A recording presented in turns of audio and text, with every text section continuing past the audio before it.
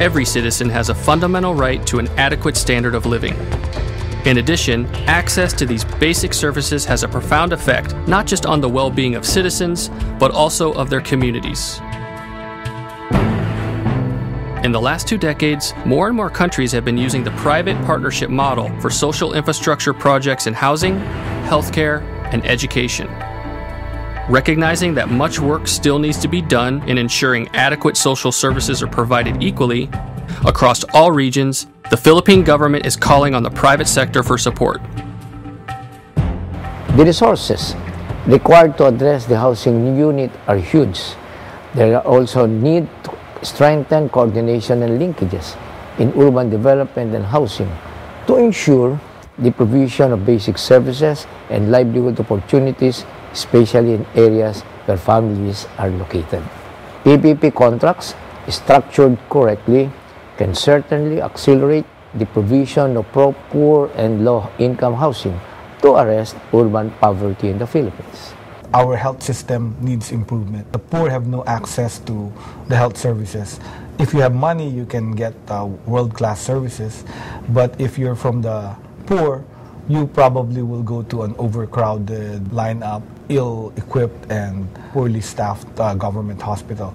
So we plan to change that. We plan to ensure the poor be able to provide access to low-cost, quality health care for all Filipinos and be able to correct the maternal mortality in terms of complications in childbirth. At present, we have about 21 million students enrolled in our public schools. And this is very demanding in terms of the resource requirements that the public sector must provide to ensure that the learning in our schools would be of very good quality that will prepare our students for employment and life in general later on. One of the most critical requirements would be classrooms. At present, we estimate that we need about 50 to 60,000 classrooms just to address the current shortages that we have. The Philippine government envisions to equalize access to development opportunities by providing quality education and healthcare, as well as equal access to housing across all regions. In terms of social infrastructure, health sector is one of the priorities of this administration. And I think the vision is really a healthy, globally competitive country composed of about 100 million very healthy Filipinos with a lifespan that's probably longer than what it is today. So if you're able to increase the lifespan, protect our women and children from diseases and illnesses, we would be globally competitive. The economy would improve, people would be able to perform their jobs, the money will be earned, and the country will be part of a globally competitive world.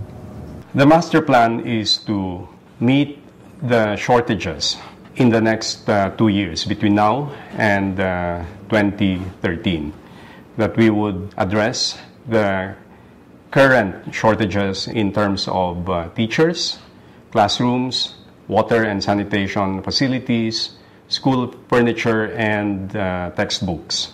After that, we hope to be able to address the requirements for the increase in enrollment on a year-to-year basis. During that time, we would be gearing up for the significant resource requirements that would be imposed on us in the year 2016, and to gear up for the K-12 program, the implementation of the senior high school program.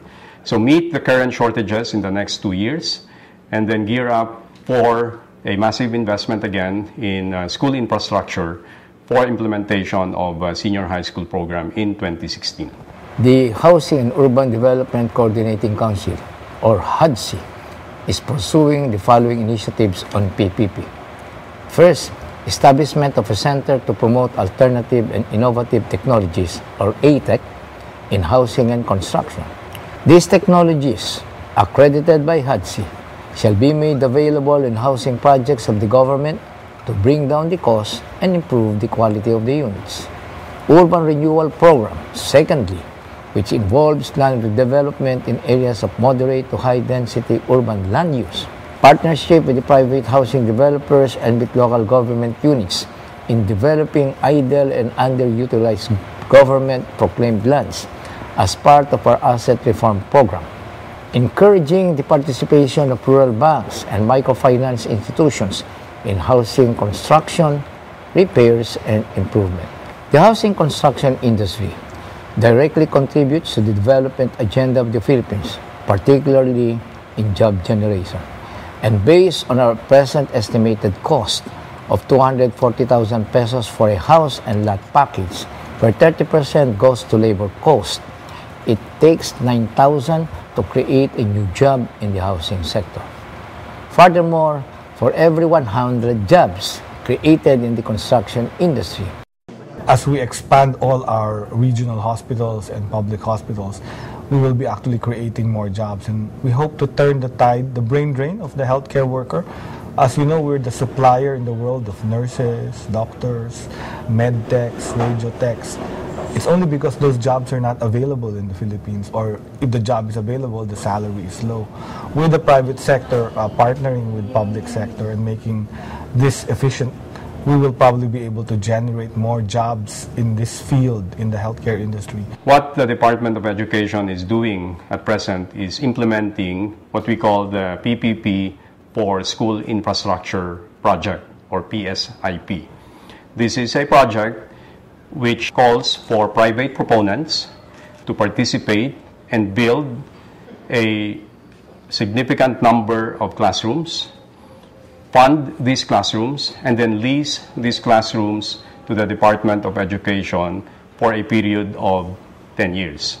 So what this allows is that it allows the Department of Education to meet the shortages that we face today while spreading over a 10-year period the budgetary impact or budgetary requirements for these classrooms.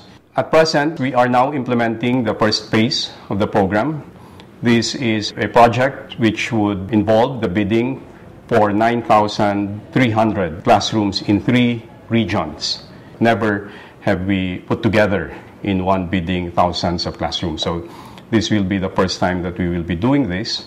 And as mentioned earlier, the significant difference also is that the payment for this would be spread out over time in the form of lease payments to the proponents. The provision of classrooms is just one component of the strategy of the Department of Education. What we are really after is quality education in our schools. And that would require hiring teachers, training our teachers, reforming the curriculum, providing all the other necessary learning inputs and materials such as textbooks, computer equipment, science equipment, and support even for special programs that we have in some of our public schools. It even includes the way we manage our schools, where we would like our schools to be more independent.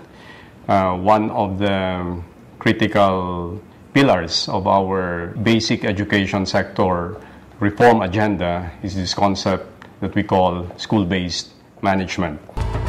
The private sector serves as a crucial partner in ensuring that the delivery of basic services is accelerated through financing, innovation, and operational efficiencies.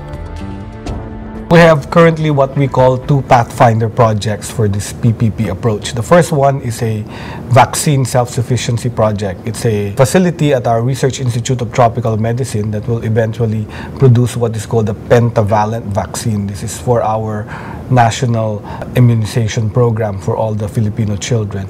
And eventually, when we're able to finish this, we will have a GMP certified vaccine manufacturing facility that can supply the needs, the vaccine needs for our population. The second live Pathfinder project is the modernization of the Philippine Orthopedic Center. We plan to build a 700-bed modern orthopedic facility that's going to be found in the area where Heart Center and Kidney Center is located, and it will have all the modern equipment for orthopedic specialty and even bone, and it will be called the Center for Musculoskeletal Disorders and Neurologic Diseases. Another project, the setting up of what we call linear accelerators for cancer care. We plan to set up about 8 all over the Philippines. 3 in Luzon, 2 in Visayas, and another 2 in Mindanao. Aside from that, of course, the next set will be about 10 of the 30 hospitals that we plan to modernize. We look at the PPP as a program that would be very crucial in allowing the government and the Department of Education meet the resource requirements for quality education in the country. In the Department of Education, the support and enthusiasm of the private sector so far is very encouraging. Public-private partnerships will continue in the coming years to drive the government's commitment to provide a more responsive development plan for the Filipino people. For the future PPP programs of the Department of Education, as I mentioned earlier, we are looking at additional phases for the same project. So the initial 3 regions, we hope we can implement within the year in Visayas and Mindanao. But beyond the infrastructure PPP, we would like to look into what we would consider to be more engaged forms of PPP, wherein the private proponent would be involved in the delivery of education itself and not just the infrastructure, the classrooms. The Philippines is a low-middle income country. We've been presenting our PPP projects in international meetings, and apparently it seems that the low-income countries are watching what the middle-income countries are doing in terms of public-private partnerships. And we also need high-income countries to actually supply some of the high-tech goods that we need to modernize our hospitals. So it's a very symbiotic relationship, and I think what's going to happen is we will have more globalized healthcare, and the standards will improve, and everybody will merge in the Philippines to become one of the centers for healthcare in the world. Like any other project, we always have to start with the capital, with the appropriated amount. It's a good thing that the President, no less, President Aquino, in addition to our budget, has given us billions of pesos for the construction of houses. Specifically, I'm referring to the support he gave for the construction of 21,800 housing units for the military and the police personnel. And we are supposed to follow it through for this year for another 21,800. And this would cost billions of pesos.